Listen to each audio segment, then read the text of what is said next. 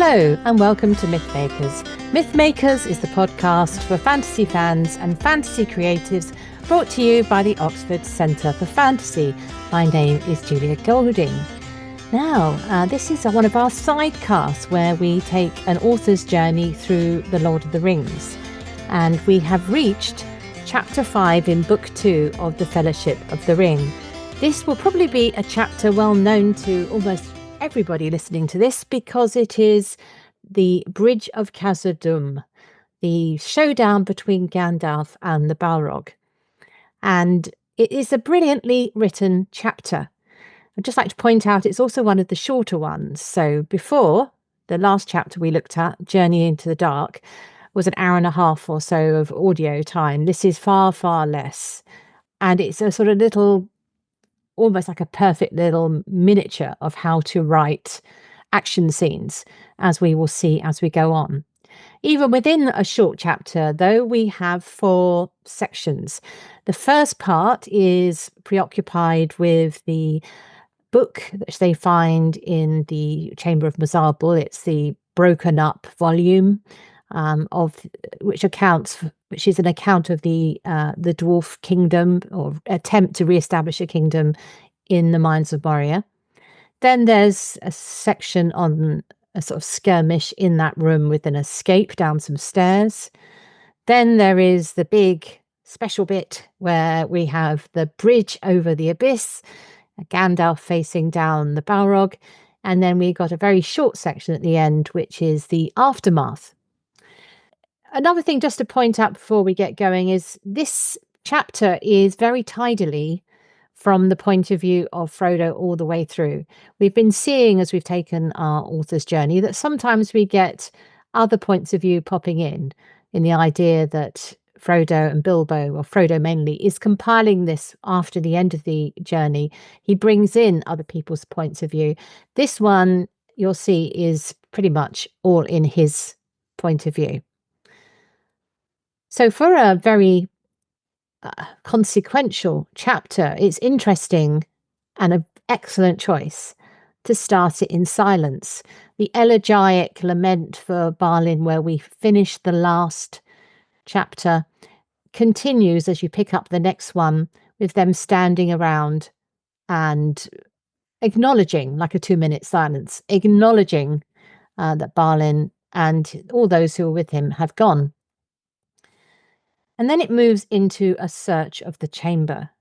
And I like the way this is written, because if you follow it, it is like you are looking through, presumably, Frodo's eyes. It goes from point to point, from the weapons and the bodies or the skeletons that are lying there, to the empty iron-bound chests, which have already been raided. But the one thing the orcs had no use for was this book of records, which they have tried to destroy but has lingered in a fragmented form.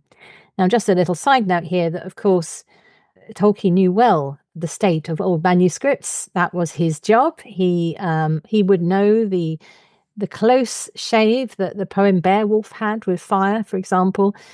So he is well used to dealing professionally with fragments. So he probably had extra fun thinking up what kind of fragmented form this book of records could be in. It also is odd here in that they know they have to escape, but Gandalf is delaying. And actually Gandalf asks himself the question a little bit later on, why am I delaying? I think one of the answers is the attachment that he had to the dwarves and to Balin. He doesn't want to know what happens to them. So even though it may have made more sense just to run for it, he is lingering to find out. And of course, it means that they also find out some very useful tips as to what is happening, the fact that the orcs are in the mines and that kind of thing. So the delay has a purpose, even though it may have had other negative consequences.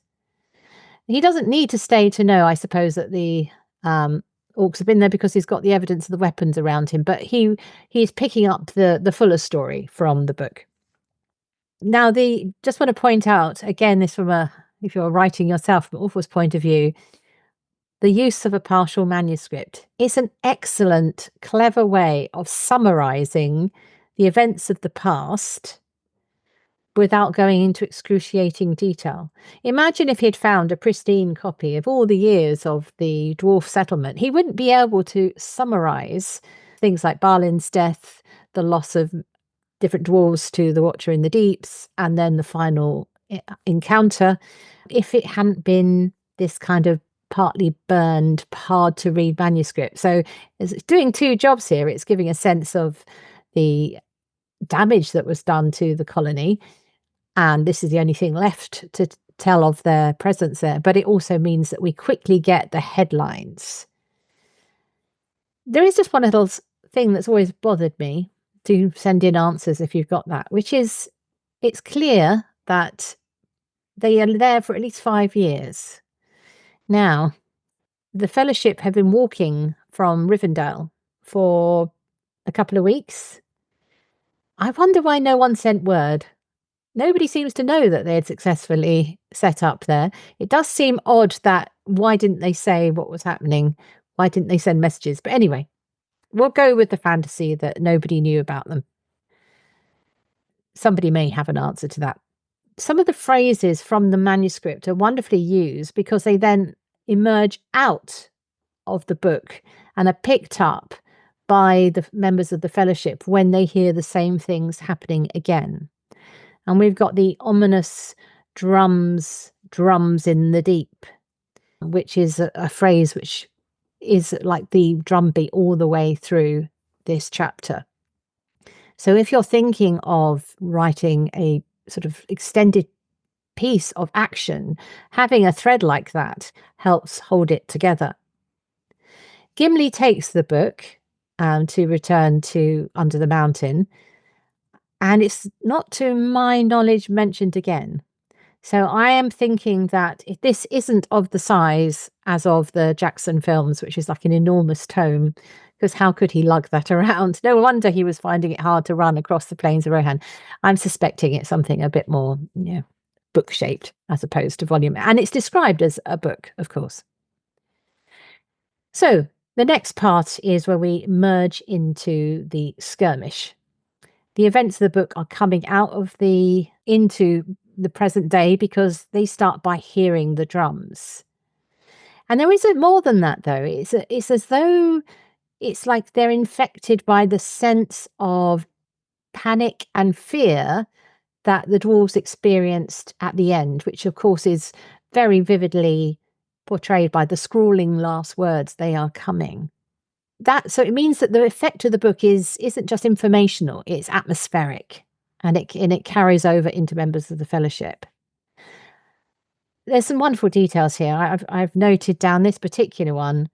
This is about the noise of the drums. Doom, doom, it rolled again, as if huge hands were turning the very caverns of Moria into a vast drum. Now, of all the audio versions of this, when it's read by Andy Serkis, who is brilliant at action scenes, do listen to his action scenes. He makes the doom sound a wonderful sort of, I can't do it, but a wonderful sort of sound of a drum, doom. He lets it really reverberate.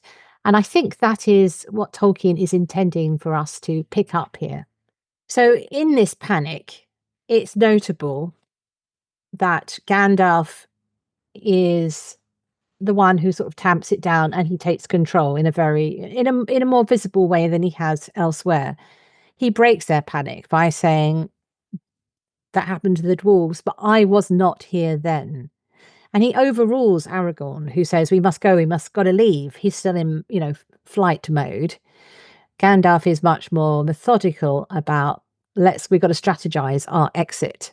When they hear people or orcs arriving in the corridor outside, Gandalf goes out to have a quick look. It's interesting that it's done again primarily through sounds. Moria is a wonderful soundscape. It's very much, I would say, it's probably more sound than visual as a place, which fits with the dark, empty spaces. And it also feels as though it reminds us that we're seeing this from the Hobbit's point of view, because we don't see what Gandalf sees, we hear what he reports. And then they get the people trying to come in at the door. People, orcs, they are people, but you know what I mean. They get get an attack, and Boromir is trying to shore up this rotten door. and someone breaks through.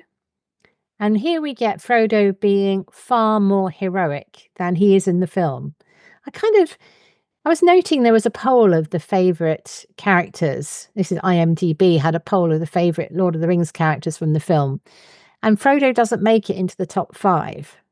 I sometimes wonder if that's because they downplayed his initiative and courage that he shows in the Barrow and here and elsewhere. He seems more passive, more things happen to him than him actually taking initiative. So let's highlight those times when Frodo from the book steps up. And here we get the lovely phrase, suddenly, and to his own surprise, Frodo felt a hot wrath blaze up in his heart. And he goes forward and stabs the encroaching foot of the orc.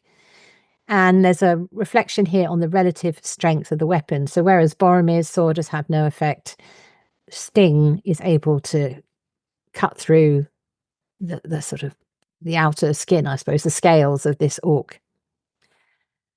And then, of course, there is the incursion into the chamber and they have to fight at close quarters. I just wanted to read the paragraph that's the summary of that because it's a very clever way. Tolkien is so good at controlling how we understand and follow action. So the attack is preceded by arrows coming in, and then the orcs leap into the chamber. How many there were, the company could not count. The affray was sharp, but the orcs were dismayed by the fierceness of the defence. Legolas shot 2 through the throat. Gimli hewed the legs from under another that had sprung up on Balin's tomb. Boromir and Aragorn slew many. When 13 had fallen, the rest fled shrieking, leaving the defenders unharmed, except for Sam, who had a scratch along his scalp. So it's quick and dirty.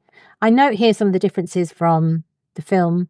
Much less extensive, no cave troll coming in, and there is mention of trolls, but we don't get that set piece of the cave troll coming in.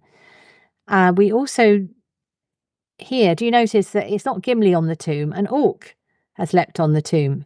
Gimli hewed the legs from under another that had sprung up on Balin's tomb. So he's using, in the film, Gimli is shown standing on the tomb, whereas here is cutting the orc off at the legs for daring to, desecrate the dwarf's tomb like that. So it's always good to go back to the book just to check what Tolkien had in mind rather than those who are after, the action scenes in a movie, which have different requirements from something in a book. Then, of course, we get the moment when Frodo is injured. It's not done with a cave troll. It's done by a larger orc chieftain who comes in, and his broad, flat face was swart, his eyes were like coals, and his tongue was red. He wielded a great spear. And he throws Boromir aside, and then he hurls his spear at Frodo. And Sam it is who hacks off the spear shaft to break it off.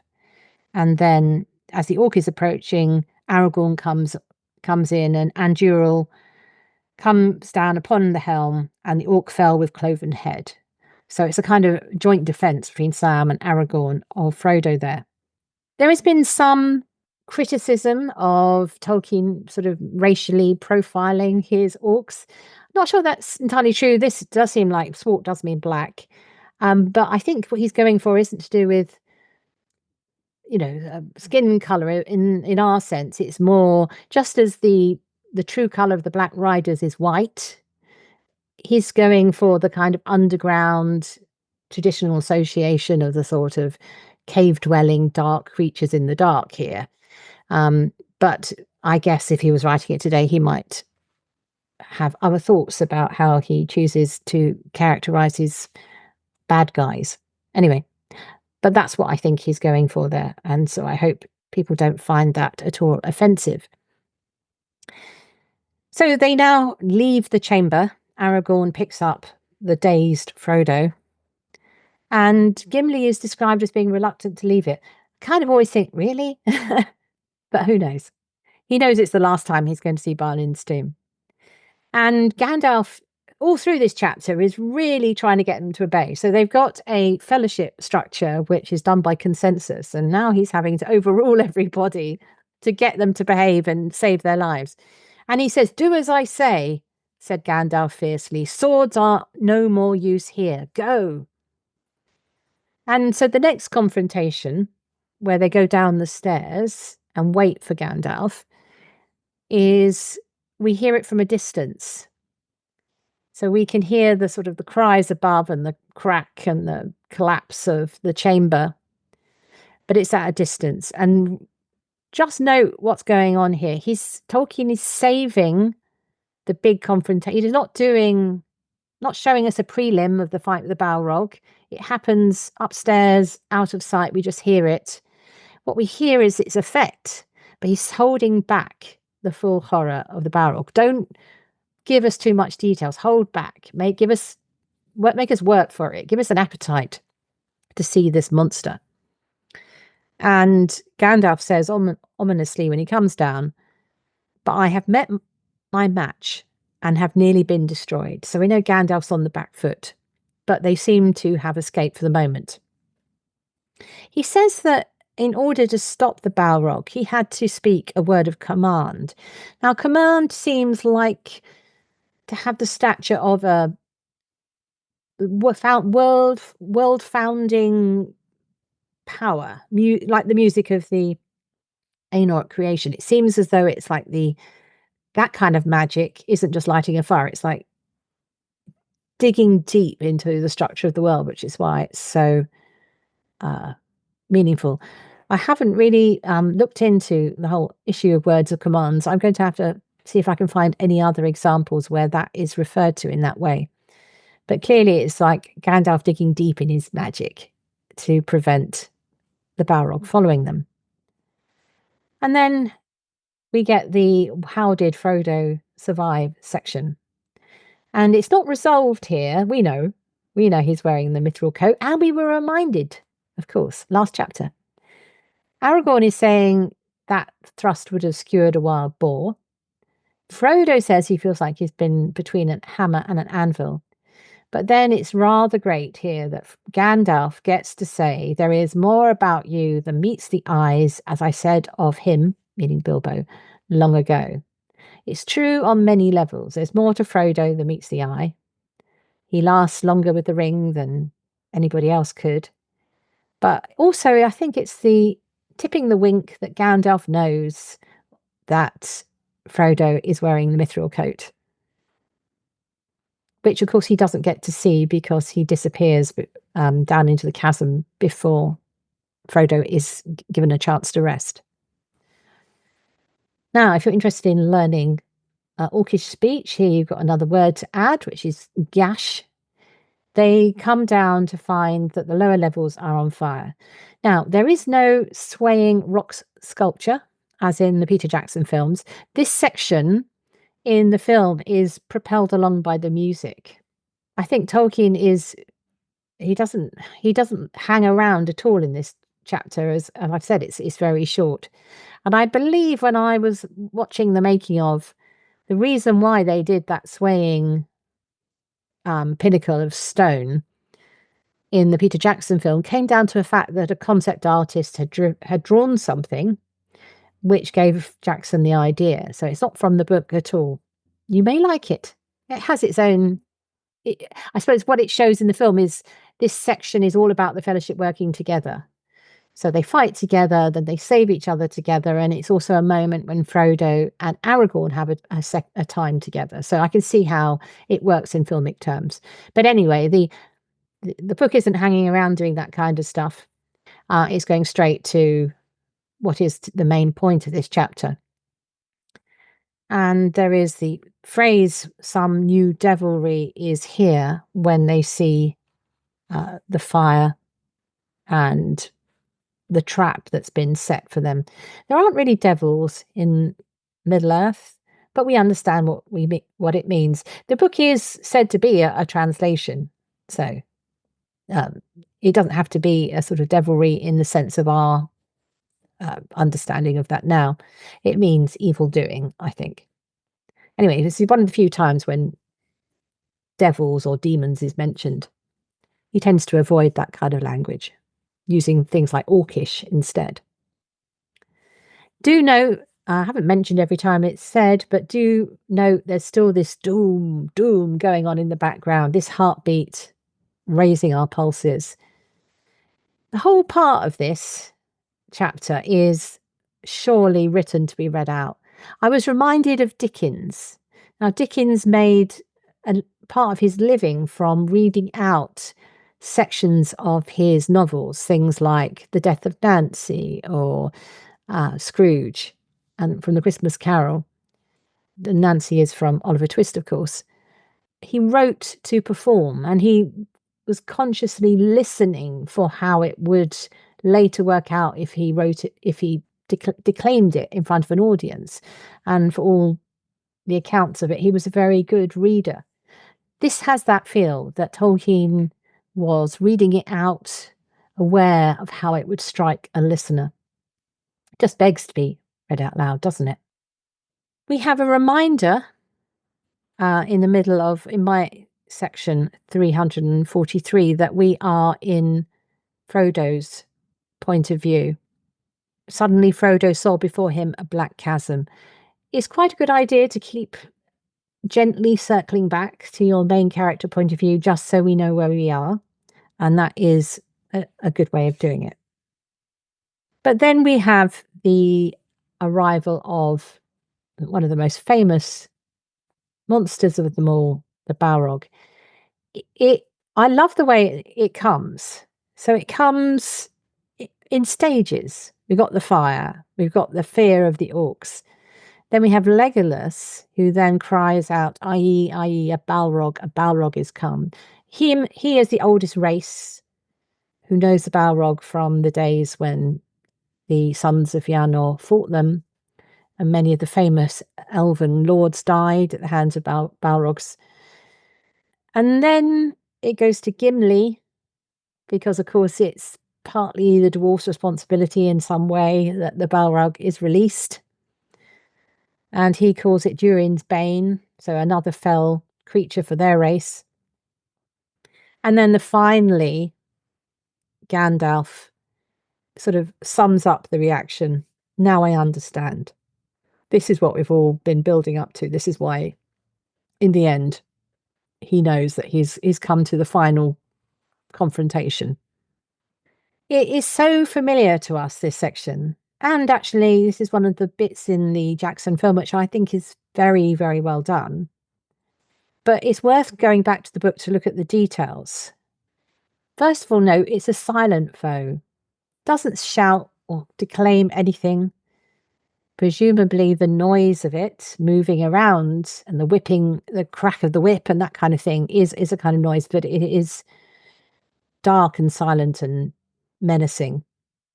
It also has, the way it's described, it comes more into focus. It's as though it's taking form, because first of all, it is followed by a shadow which is like wings with fire from its nostrils. And then a little bit later on, the wings are there. They're described as spreading behind him. It's as though he's almost taking shape, embodying. And it's very Miltonic. It feels like something out of Satan's book in Paradise Lost. And of course, that is one of the underlying texts for any educated person writing in English. So it has that feel. It's also notable that silence is used again. There is a sort of lull, and it's the, oh no, the OMG moment. Everybody else in that place are minnows compared to the two main gunslingers, the Balrog and Gandalf, facing each other down on this narrow, thin bridge. Just want to point out the beauty of the architecture. It's like the high street in High Noon. All the doors either side are shuttered. There's a chasm. I mean, it's fantasy, so it's even bigger than that, but it has that feel. There is no other route they can take. It's a duel. They're forced to face each other by the architecture of the place and how perilous it is, which is going to prove absolutely key to defeating the Balrog, of course. It's has one of my favourite bits of Gandalf's speech. So I'm not as good as Andy Serkis or Ian McKellen, but I do love the way there's like a formal challenge here. Gandalf says, "You cannot pass." Now, the film version, which most people refer to when they say this, is "You shall not pass." That was a change suggested by Ian McKellen because he felt it fitted his understanding of the character better. "You cannot pass" means I'm not going to let you. You know, you can't pass while I'm here, is another way of putting it. "You shall not pass" is him saying you're not going to. So one is more, it's a very subtle difference there. And Tolkien chose his words carefully and he repeats it twice. So he meant it to be cannot. You cannot pass while the wielder of the Flame of Arnor is here. I think he meant it. Anyway, tiny difference, but let's put it back in Tolkien's words. "You cannot pass," he said. "I am a servant of the secret fire, wielder of the Flame of Arnor. You cannot pass. The dark fire will not avail you, Flame of Udun. Go back to the shadow. You cannot pass." Actually, he says it 4 times, so Tolkien really meant it, didn't he? But I love that. Wielder of the secret fire, the Flame of Arnor. Just, he's calling on his titles. Wonderful stuff. Might feel a bit mysterious, but those are the glimpses of the long history behind him. Servant of the secret fire, so that's something to do with the beginnings of creation. He's a spiritual being. There's some power and magic behind him. And I think the Flame of Arnor is put up against Flame of Udun. So you've got one sort of blade of fire against another. So here I want to bring your attention to the fact that when he does get on the bridge, he being the Balrog, or it should be saying it, because Tolkien says it, he now has his wings embodied. It stepped forward slowly onto the bridge, and suddenly it drew itself up to a great height, and its wings were spread from wall to wall. This actually was well done in the film. That moment where he comes forward and the wings come out behind him. So I can't help but sometimes I wish I could delete things I've got from films, but that is something I don't mind having in my imagination. But here is something to note from a sort of craft point of view. So you've got this vastness. What do you do to bring home? You talk about the littleness of the person defying him. Gandalf could be seen glimmering in the gloom. He seems small and altogether alone, grey and bent, like a wizened tree before the onset of a storm. So we got the sense of him facing impossible odds. Of course, Aragorn and Boromir, being the brave souls that they are, want to rush to him. And I think that this is possibly might precipitate Gandalf breaking the bridge, because he wants to do it before they get to him, because he doesn't want them to be wiped out as well. Because if they go, who's left to lead the company? And also, he wants to preserve his friends' lives. So he then smites the bridge and the bridge falls apart. This is done better than in the film. In the film, you've got Gandalf kind of hanging on, "Fly, you fools," and then dropping. Here, it's all done in one smooth move. So that he doesn't, he shouts that as he falls. It feels the choreography of that seems a bit more convincing. He staggered and fell, grasped vainly at the stone, and slid into the abyss. "Fly, you fools," he cried, and was gone. So, in sum, the best thing you can do, rather than listen to me, is to go back and read that section and just have a look at how well it is written. this section is visual. I've been talking about the soundscapes of Moria, but this bit on the bridge is very visual. And each beat of it is just right. And it's accompanied by the drum beat as well, which is working to emphasize the doom because of the noise of the drums. It's Gandalf's doom that has come. Then there's a very short coda to this. Aragorn steps up very quickly. He realizes he has to lead. Come, I will lead you now. And in disarray, the companions run out. Frodo heard Sam at his side weeping, and then he found that he himself was weeping as he ran. Lovely description that he's so upset he doesn't realize he's weeping until he sees that his companion is weeping. And the doom modulates to a quiet beat, which is beautifully musical. It sort of fades away. It's obviously the orcs are mourning the loss of their Balrog and many of their number, but we are mourning the loss of Gandalf. And if you've done a section in the dark for a very long time, of course, when they reach the daylight, it's going to be more than normal daylight. The archway is like an arch of blazing light. And out they come into the light of day. They are through Moria. This is one of my favourite scenes from the Peter Jackson film, just that moment when they are crying. Elijah Wood as Frodo does a very good job at just being so heartrending. But anyway, here it is in the Tolkien version. They did not halt until they were out of bowshot from the walls. Dimrill Dale lay about them. The shadow of the misty mountains lay upon it, but eastwards there was a golden light on the land. It was 1 hour after noon. The sun was shining, the clouds were white and high. It's nature carries on. They looked back. Dark yawned the archway of the gates under the mountain shadow. Faint and far beneath the earth rolled the slow drum beats. Doom. A thin black smoke trailed out. Nothing else was to be seen. The dale all around was empty. Doom. Grief at last wholly overcame them, and they wept long, some standing and silent, some cast upon the ground. Doom.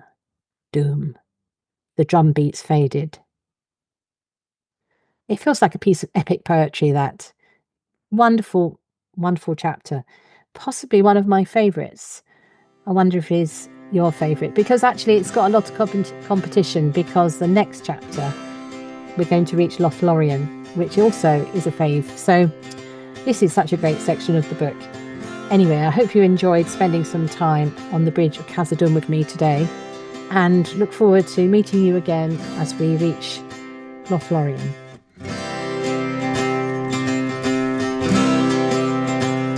Thanks for listening to Mythmakers Podcast, brought to you by the Oxford Centre for Fantasy.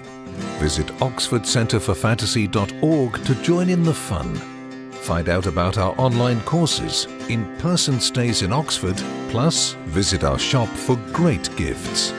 Tell a friend and subscribe wherever you find your favourite podcasts worldwide.